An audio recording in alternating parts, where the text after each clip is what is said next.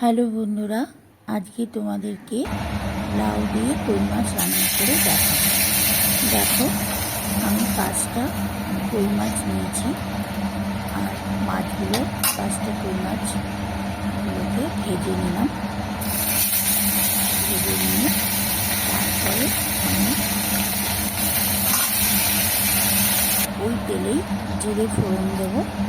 জিরে ফোড়ন দিয়ে তারপরে একটুখানি অল্প একটু পেঁয়াজ দিলাম, দিয়ে দুটো কাঁচা লঙ্কা দিলাম।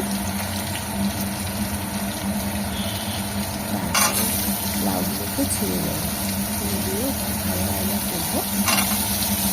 তার মধ্যে নুন দেবো 1 চামচ, হলুদ দিলাম 1/2 চামচ, অল্প একটু 1 চামচের মতো জিরের গুঁড়ো দিলাম। জিরের গুঁড়ো দিলাম, তা দিয়ে আর কড়াইশুঁটি দিয়ে দিলাম। তারপরে একটু লাল লঙ্কার গুঁড়ো দিলাম। ভালো করে এটাকে কষালাম, কষিয়ে যাতে জিরের গন্ধ না আসে এটাকে কই মাছ দিয়ে ধনে পাতা দিয়ে আমার হয়ে গেল আমার